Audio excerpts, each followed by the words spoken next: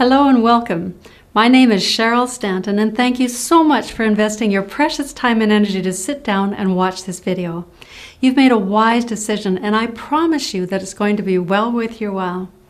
As I promised before, I'm going to be taking you through a few videos that will introduce you to the 3 massive mistakes even smart women make that keep them overstressed, unhappy, and unhealthy. But more importantly, I'm going to be showing you why even the smartest of women make these 3 mistakes in the first place. I'll also reveal the true cause of the problem, and more important, I'll share with you what you can do about it, how you can eliminate the things you don't want and start attracting to you what you do want with grace and ease. We're going to be spending some time together over the next few videos, so I thought I'd take a moment to tell you a little about who I am and why the heck you should listen to me in the first place. I'm 61 years old and have been married to the same good man for 41 years. I have 6 children, 2 girls and 4 boys, and as of this moment, I have 7.5 grandchildren. I've been a student of motivation and personal growth for 35 years, and have studied under some of the motivational greats: Bob Proctor, Brian Tracy, Stephen Covey.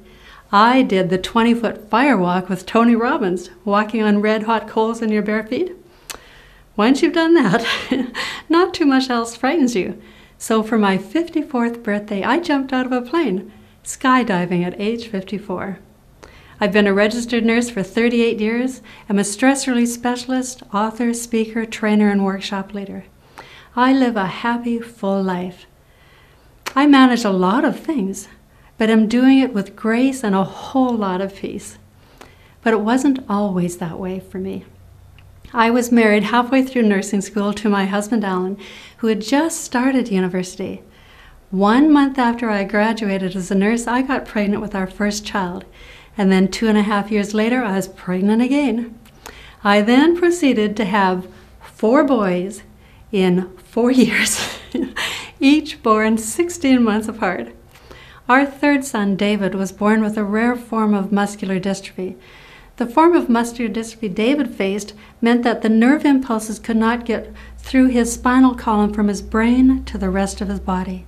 So although he was very bright and verbal, he had almost no physical control of his body. He could not walk, he could only sit all slumped over, and if he lost his balance, he would fall over hard with his face by his feet. Whatever position you put him in was the position he stayed in until someone else physically moved him. And although he had many physical limitations, his biggest problem was that he couldn't cough. So if any of the other children got a cold, he got pneumonia and would have to be hospitalized. David had no prognosis, and we never knew in the morning if he would still be with us at the end of the day. And we lived that way until at the age of 7, David died. I felt such unbelievable guilt and grief and remorse with the death of my son, but I didn't have the luxury to look after my own needs. Too many people were depending on me, so I had to bury my grief and keep on going. 2 months after David's death, my husband and I became foster parents for a 9-year-old special needs child with serious problems. He had not lasted longer than 6 months in any other home he had been in, but we kept him for 5 years. And 2 months after our foster son arrived, I was pregnant again.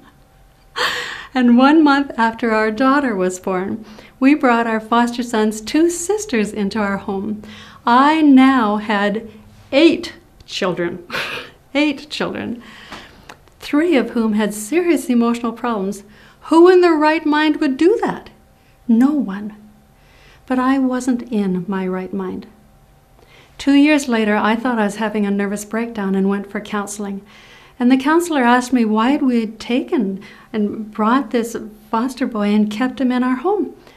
And I thought about it and realized it was because I believed that I had failed David.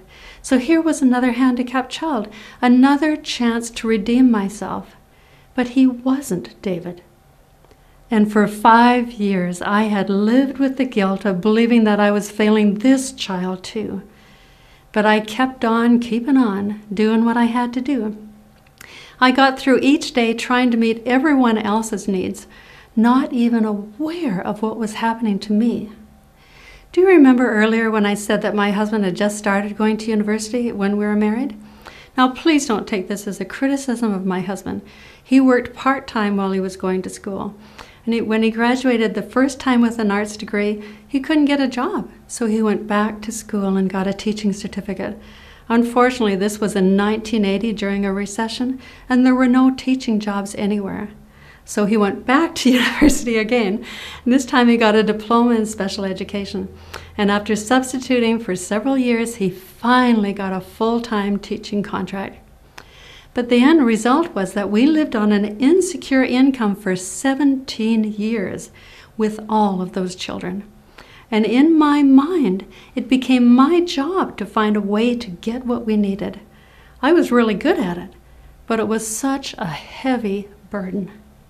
I felt like I was an octopus being stretched in a dozen different directions with my never-ending to-do list and everyone needing me to do something for them.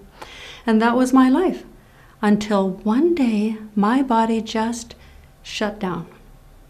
Overnight, I went from being able to doing everything to being able to doing nothing. For 3 months, I was in bed, watching my world crumble around me. The drugs the doctors gave me didn't work, and I was told that I was going to have to accept a limited lifestyle. I was 45 years old. That was not something I was willing to do. So I started searching, and I went outside of Western medicine because they had no answers for me. For 8 years, I studied many complementary health and energy therapy courses, and they were all worthwhile, and I gained something from each of them. But the turning point came in my life when I learned about and started to apply a healing modality called Emotional Freedom Technique, also called EFT or tapping. Studying EFT helped me realize why I got sick in the first place. And it wasn't my son's death or having all of those children or no money. I learned that what had caused me to be overstressed, unhappy, and dissatisfied all of my life was the negative belief systems I'd had since my early childhood. They had driven every aspect of my life, and I didn't even know they were there. It wasn't the circumstances of my life. It was the limiting negative beliefs about myself. And with the help of a skilled EFT practitioner and my own efforts, I was able to release those negative belief systems. And now I am living the kind of life I'd only dreamed of before. I finally have inner peace, joy, and fulfillment. I am finally free to succeed in life. And I am. It was so meaningful for me when I held my first published book in my hands. I'd actually written 3 books before, but I'd never done anything with them because in my mind I didn't believe that anyone would want to read anything I'd written. I have since written 4 books and created 4 DVD courses. And looking around, I saw that my story was not unique, that most people were experiencing different variations of the same negative belief systems that had controlled my life and happiness. And I just had to share. So I took every EFT course I could find, and for the last 6 years, I've been working as a private stress relief specialist, speaker, trainer, and workshop leader. And daily, I see the same miracles in the lives of my clients and workshop attendees that I experienced myself. And I rejoice with them as I watch them reclaim their own personal power, restore their peace, joy, and happiness, and rebuild their lives the way they want to live them. I can't begin to tell you how soul satisfying it is for me to be a part of their personal growth and healing. In May at the Hotel Vancouver in front of 700 women, I was chosen to receive the Women of Worth Health and Wellness Award for 2010. It was a great honor. But what made it even more meaningful is that it was 2 of my private clients who nominated me. I was also chosen to be the Cambridge Who's Who Directory Outstanding Professional of the Year in the field of stress relief coaching, training, and public speaking for 2011. So thank you so much for listening to my story. I hope that it's given you an understanding of where I'm coming from, and that you can trust that the information I'm going to be sharing with you in these videos is based on a lot of experience and education. So that's enough about me. Let's get back to why you're watching these videos. Over the next few videos, I'm going to be sharing with you the 3 major mistakes most people make in life. Mistakes that in most cases they don't even know they are making.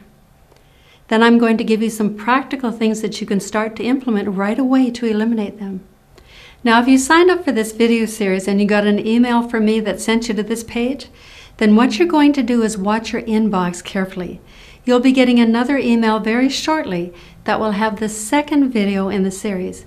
In that video, I'm going to be going over the 3rd and the 2nd biggest mistakes that even smart women make that keep them overstressed, unhappy, and unhealthy. If you came across this video through a friend or through Facebook or some other means, then it is really important that you do the following. Please listen carefully. Right below this video, you're going to see that there's a place for you to put your first name and your email address. So go ahead and do it as soon as this video finishes. Put your first name and email address in the box below. That will ensure that you get access to the rest of the videos in this series. It will also ensure that you get the information and the strategies you need so that you can stop making the mistakes that are causing you to be overstressed, unhappy, and unhealthy. You'll also notice that there's a place right below that where you can leave questions, comments, or concerns about anything that you're facing in your life. Please leave a question, leave a comment. I'll be checking it daily and I'll get back to you, answering your questions and giving you information that you need to move on. Thank you for watching, and I'll see you in the next video.